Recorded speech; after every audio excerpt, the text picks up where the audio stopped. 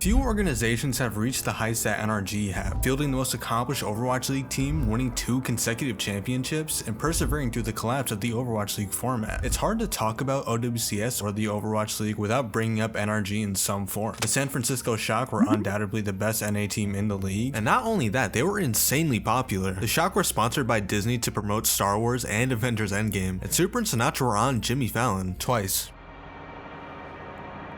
Jesus fucking Christ. The SF Shock are owned by Andy Miller, an entrepreneur who's a co-owner of the Sacramento Kings, NRG Esports, and the Modesto Nuts. I bring this up because for those who don't know, Overwatch League was a franchise league, meaning teams were based in cities and are ran more professionally, getting backed from huge investors like Robert Kraft, extremely normal person and owner of the Patriots, and Stan Kroenke, another super cool and also really normal person who owns the Rams. And franchise spots in OWL were stupid expensive, with each team putting up $20 million each, and that was just the initial 12 teams. The league brought in 8 more teams investing $35 to $60 million, so as you can imagine, this put a lot of stress on these players. I mean, these guys were investing more money than I'll ever see in 100 lifetimes and are expecting these teams to not only win, but to also make their money back. Pressure was definitely on for Shock, and although they started off with a pretty underwhelming preseason and regular season, they were not a team to be counted out. Their roster started off with Tanks, Nomi, and Nevix, who would be filling in for Super until he turned competing age, DPS Baby Bay, Dante, and IDDQD, and support Sleepy and Dak. I know these names probably made you age another 20 years, but holy shit, it's insane how pretty much this whole roster is still around in one way or another. Baby Bay has found a lot of success as a Valorant player and caster. Sleepy built himself a huge streaming career. Dante, I think he got like his balls twisted or something, I don't know. And Super,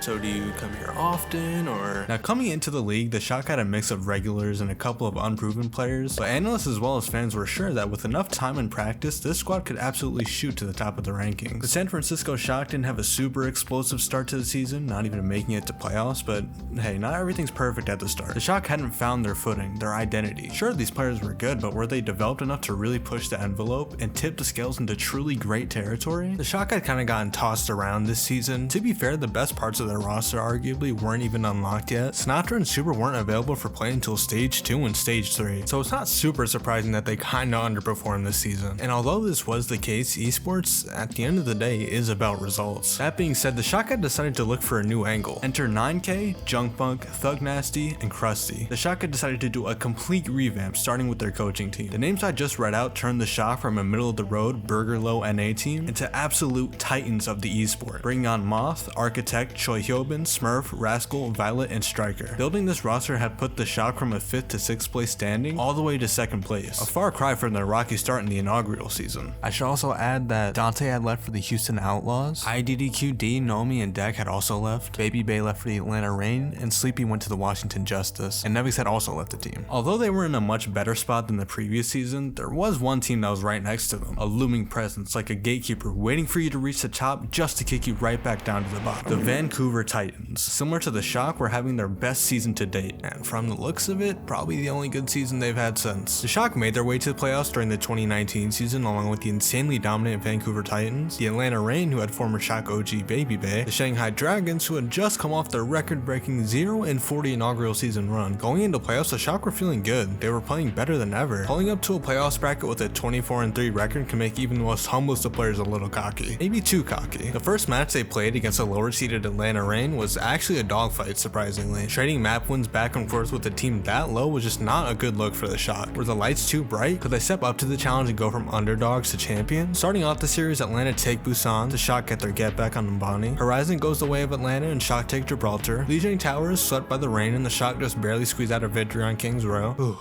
Rialto. So the series is tied 3-3, and this is the source of that huge boop that Moth got that started out the map with a bang. It gave the Shock a lot of momentum going into this map. Shock pushed the payload 75.93 meters, just short of a full cap on the map. The Reign have a very generous time bank to push the payload farther than that in order to win Rialto and in turn win the match. The Shock are just one fight away from getting sent to the lower bracket and are throwing everything they've got in order to put a stop to Atlanta. They're able to temporarily halt the Reign's push by expelling literally every single ult they have. Like, yeah, sure, it wins the fight, but this is not not a good setup for the next couple. The Shock are going in raw to a potential last fight situation while Atlanta have the time to build up their ults. The Reign have Gravitic Flux, Orisa Supercharger, but no Lucio beat. In a last fight situation like this, having beat is definitely an insane advantage that the Shock have over Atlanta. Combined with the Flux, this could be a close but decided victory for Shock. Orisa Pole, Doom Punch, and Flux go out in tandem from the Reign, forcing out the beat from Moth. Pokepo answers with his Bongo, and Choi Hyobin retaliates with his own Gravitic Flux. Baby Bay is able to burn down Smurf, but Sinatra quickly trades out Masa, leaving the teams even in numbers. Taking down the main tank is definitely a good kill, but considering the Shock have spawn advantage as well as a Coalescence coming online, this trade is not looking good for the Reign. The Flux from Choi does insane damage to Reign's remaining team, but wait.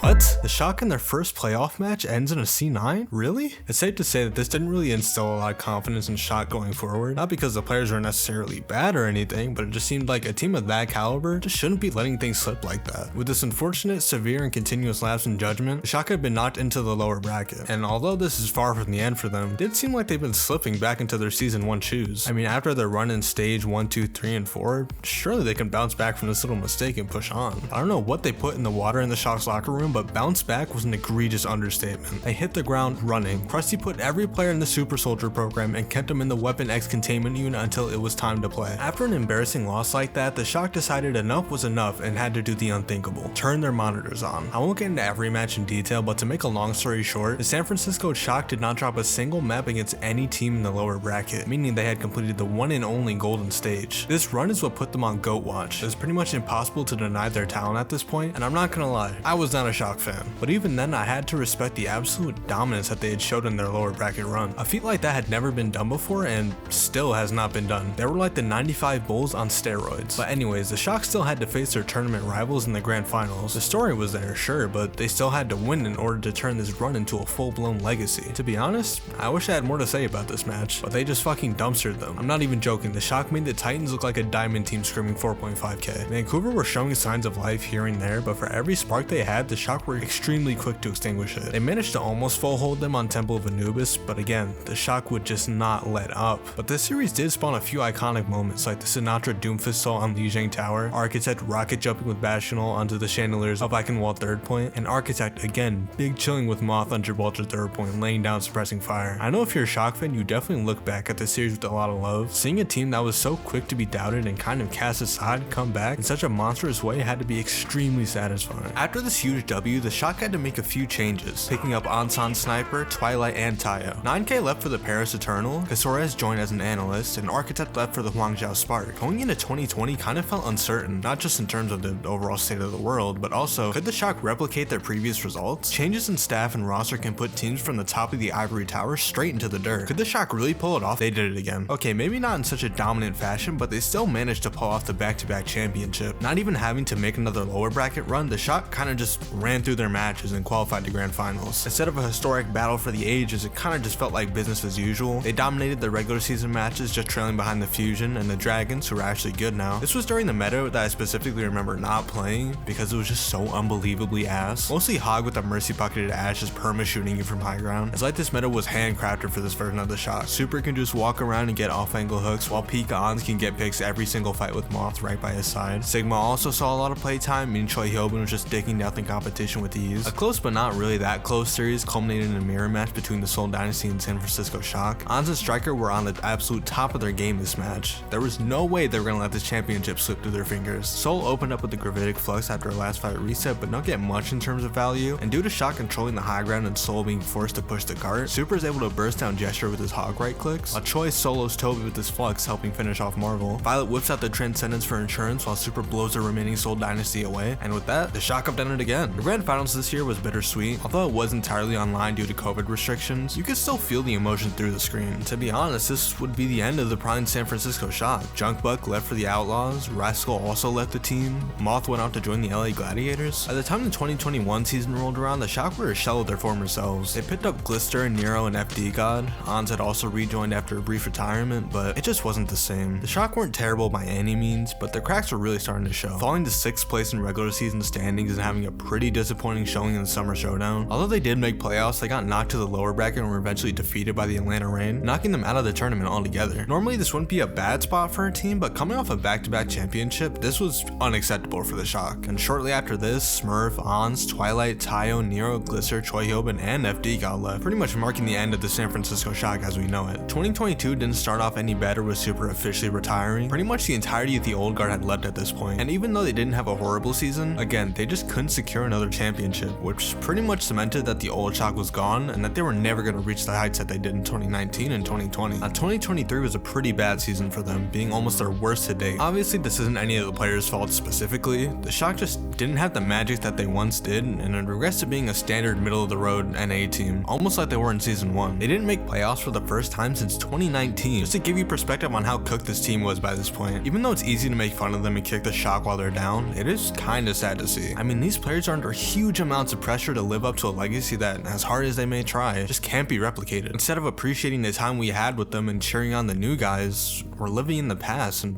blaming the players for not giving us those same highs. The Overwatch League format was on its last legs at this point, and it was pretty obvious that this would be the last season, but when one door closes, introducing Overwatch Championship Series, or OWCS for short, a vastly superior format where anyone from anywhere can compete on whatever team they want. And with this revamping of Overwatch esports, we get to see a bunch of players old and new, some that we've known about for a while and some relatively new people on the come up. So before NRG made their debut into OWCS, there were students of the game, the roster being Infected and Kaluge on tank roles with Mira as a flex/sub, PGE and Scissors as the main DPS line with Tree on a flex role, and Rakattack and Cal on support. This roster had a mix of owl vets and relatively unheard of newcomers. Rakattack, Cal, and Kaluge had been on the Vegas Eternal, LA Gladiators, and SF Shock respectively. Infected was well known in the contender circuit on the account of him being insanely cracked at the game while only being in his mid to late teens. PGE bounced around a lot of open division teams and contenders like Golden Gophers, Amplify, and Dope Gaming, which he had actually previously played with Rakattack. I don't know where Scissors came from. I don't even know if bro is real, to be honest. I don't even know his name, but he's there. Tree was kind of in the same boat as Infected. He's just like really cracked at the game while being super young. He got passed around to a shit ton of teams, so I'll just put them on the screen for you to read. Students of the game were a pretty good team on paper. Going into stage 1, they had a pretty decent showing, winning the group stage but getting beat by Timeless in the playoffs. And in stage 2, they had a significant improvement, winning their group stage and making pretty good progress through the playoffs bracket, falling to Toronto Defiant in the lower bracket final. For a team of friends that got their team together at the last minute, this wasn't a fluke. Students of the game could really do something here and become a proper team worthy of the status that the other teams have gotten. Due to their success in stage 2, SOG were able to qualify for the 2024 Dallas Major, making them the only unpartnered team participating. Unpartnered meaning they weren't backed by an already existing org like SSG or Toronto Defiant. This meant that going into the Dallas Major, SOG were most definitely the underdogs. I mean, it has to be pretty intimidating going into a tournament where you might have to play against Lip or Proper or UB. Anyway, SOG were a fan favorite for sure. PGE and Rack were frequently co-streaming their games, making it super easy to tap in and watch them troll all of their games. I feel like a lot of teams just take themselves a little too seriously, which is fine, but it was just really refreshing to see a team that, even though they were trying to win, never forgot what we play games for in the first place, to just have fun. Now, the Dallas Major was the first Overwatch LAN that I attended, and it came with a lot of new experiences and people I never thought I'd be able to meet, and of all the other teams that were there, I wasn't really interested in watching them. I just wanted to watch students of the game. I'll never forget me and some friends sitting in the crowd and watching all the teams walk out and take their rightful place on the stage that they were always meant to be on. When SOG walked out in their cap and gowns, I just felt proud. I felt like we were on the journey with them, and their excitement to play on the stage was shared with us. Going from their bedrooms, just playing ranked, to playing in front of tens of thousands of people in person and online. They graduated in more ways than one.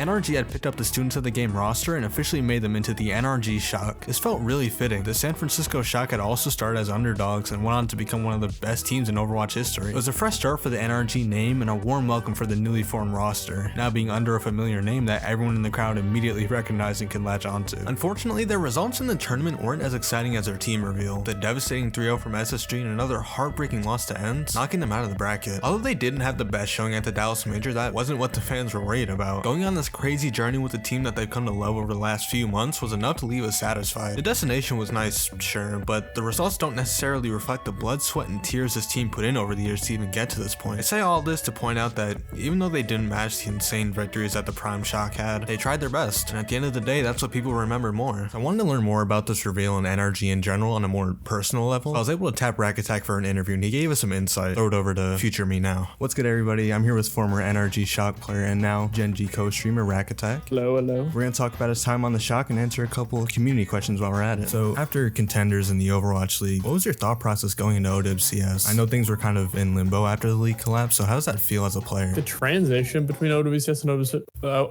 Overwatch League was definitely a rough one, but it was still fun. I mean, it was interesting to see OWCS. Like, of course, there's not much stability behind it, but that was going to come with time. I was talking to a lot of people from like different scenes, all like the grassroots models and stuff like that. But yeah, like not having a stability of like an Overwatch League contract holding you up, like, you know, as people might know, you know, I mean, I didn't win that much, but I was like guaranteed, might not win at all, but I was guaranteed like a certain amount of money for my contract. But in OWCS, most of your money was coming from winnings. Like if you weren't winning and competing at like a great level, and then like a bonus, you know, being on NRG, we'd get paid on the side of that. Like as long as you were winning and contracted, it was fun and like worth it. But other than that, it was like really hard unless you were fighting, like you're basically fighting passion versus money in OWCS. And from what I heard, Students of the Game was formed pretty last minute. Can you talk about how that came about and why you guys decided to compete together? Yeah, so Students of the Game, I think it was like 2 days before roster lock, because it was like a huge roster mania, and like we were kind of nervous someone was going to leave. PG was sending very ominous messages in our group chat. It was kind of funny, but like scary because we didn't know if he was going to leave. I think he was going to go to FMCL, but PGE and Infected both were on like the Gumbas project team with, but Mirror replaced Infected, I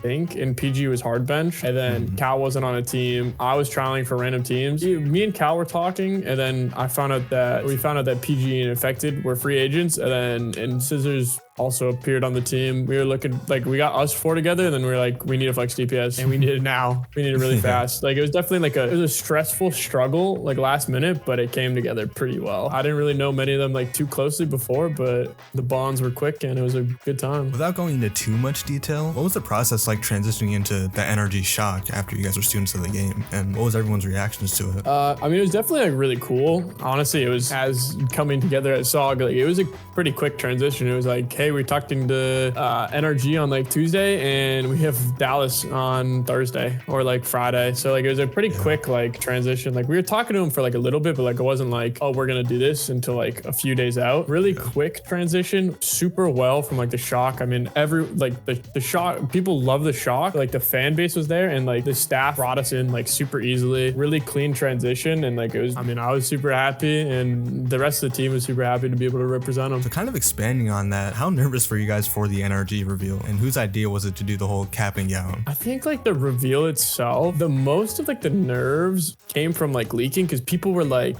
for the people who remember, like people were like, oh, I think they're NRG, and then it was like, oh, we all think they're NRG, and then like it was Friday of the games, and like Students of the Game was everywhere, and they're like, are they NRG? Like it wasn't like a super known thing, mostly just trying to keep it under wraps. Like I think a jersey fell out of my bag in like the hotel, and I was like, oh, hopefully no one knew that. I think the idea of the caps and gowns, it was a mixture of like Infected and actually like one of the producers, I forget his name sadly, but he was like helping us like shoot all the cameras and stuff. He had the idea, and we did like the extra shoot where we like threw our caps behind the like the silhouettes and stuff like that. Overall, I think it was like Infected based, but everybody loved the idea. We're gonna toss it over to some community questions here. First one is, what's the most noticeable change as a player competition-wise between the end of OWL and OWCS? Do you prefer one or the other? I think competition-wise, for me at least, you know, I came from the bottom of OWL.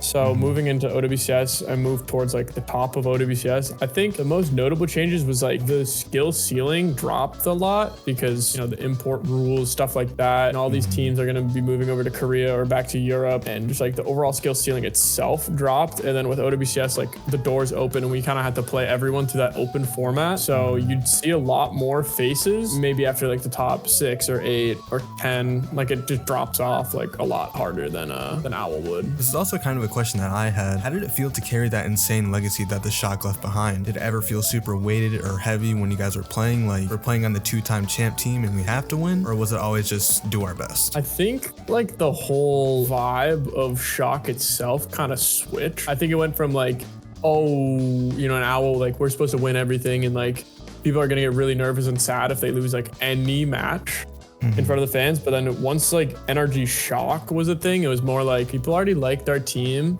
so they knew like the vibes of our team, and just bringing the Shock brand like to us for Dallas, like nobody expected us to take a single map in Dallas or anything. We took one.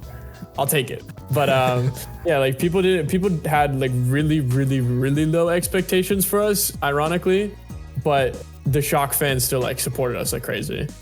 I've never had like someone be like, you tarnished the Shock brand by losing matches. Like everyone was overall like super nice, both within and outside of the org. You know, kind of documenting the Shock's history in this way and looking at, you know, the 2021, 2022, 2023 Shock, it did kind of feel like people had that mentality where like, oh, you guys aren't at the absolute top of the league standings. You guys are horrible. You know, people were kind of trashing them a lot. After it was revealed that NRG didn't get their partner slot, what was your thought process like? My like first plan was to get the partner slot. I had a team being formed. It was like me or one other team would have been like the third slot, and I was still talking like the second org, but they ended up getting like a different roster. So like our roster went through a lot of iterations, and then at the end of the day, we found out like super late that there's no like third partner team. And I was like, all right, I'll take a little step back. I'm gonna let like the team, you know, I was messaging all these orgs, so I was like, I'll let the team like, you know, start to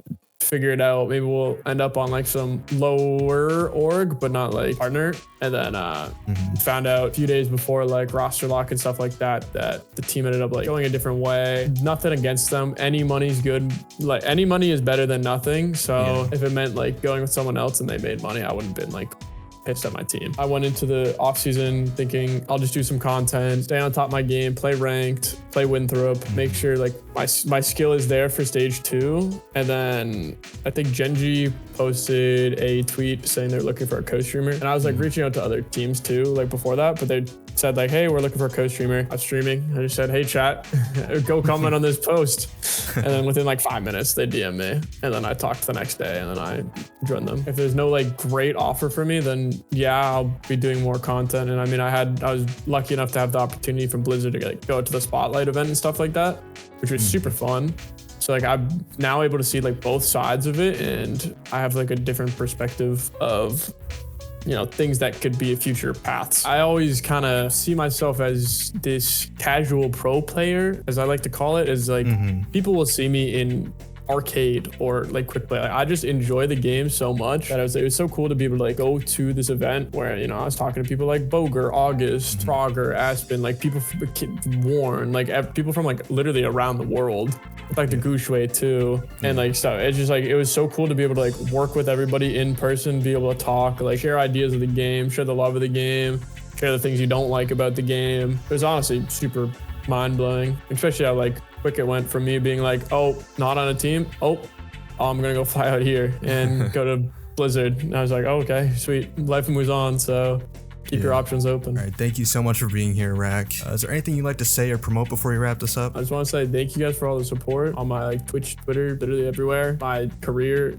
in total, and yeah, thank you very much. After Dallas, NRG were competing in the FACEIT League playoffs, and losing to Timeless in the lower bracket meant that they couldn't qualify to the Esports World Cup. The EWC is a huge event that hosts tournaments for a bunch of games, including Overwatch and Riyadh, Saudi Arabia. Since they weren't competing, NRG loaned Infected to Nightmare and also loaned Rakattack to ENCE for the time being. Nightmare ended up buying out Infected's contract, meaning NRG didn't have a tank for Stage 3, and after a leak, NRG revealed that they picked up tanks Kellen, who formerly played for Twisted Mind, and Attack, who played for Fnatic. Also, notably, they picked up Tree and Ultraviolet, who were stranded after M80 disbanded, and with Stage 3 rolling around, NRG made pretty quick work of their groups and stopped through both Timeless teams in the playoffs, quarter, and semifinals. The upper bracket finals is where it gets really interesting though. Everyone on the desk had unsurprisingly predicted Toronto to take the match, and the fans also thought the same, with only 11% of the community votes spreading for NRG. The Toronto Defiant were wiping the floor with NRG on Busan and Shambali. No matter what they did, they just couldn't show up in the mirror match against Toronto. But things did start to turn around on Shambali, with NRG actually full holding the Defiant after some pretty clean fight wins, and with Toronto being Toronto, they ended up achieving achieving the coveted fuller hold and stopped NRG in their tracks. For any other team, this would be grounds for a complete mental boom and would probably just want to get the next match over with ASAP, but this isn't any other team. This is NRG. This is the Shock. With a map pick on Runasapi, NRG didn't get off to a great start, but started to find their footing, trading fights and push progress to eventually gain the lead. NRG do a really good job of trading the backline and isolating someone, ending up in a map win at match point for the Defiant. If we learn anything from this story, then we know this isn't the first time the Shock had pulled it off and came back from seemingly impossible odds. NRG sub in PGE, Attack, and Cal for the next match, and even though PGE does get first pick, the Shock are able to capitalize on someone being out of position and turn the fight around in their favor. They're able to scrape by with an overtime push to cap second point, but unfortunately aren't able to get the full map completion. Toronto managed to also push through the second point, even they had to get just a little over halfway into third point in order to win the series. Ultraviolet and PGE get zoned off by someone's Flux, while Cal, Tree, and Attack just crash out in their backline, turning the fight around. NRG go into next fight with a pretty heavy ult advantage and end up throwing everything they've got at Toronto with only 30 seconds left. After a couple of really clutch picks from PGE, the Shock are able to yet again pull off a map win, snatching the victory away from Toronto to the surprise of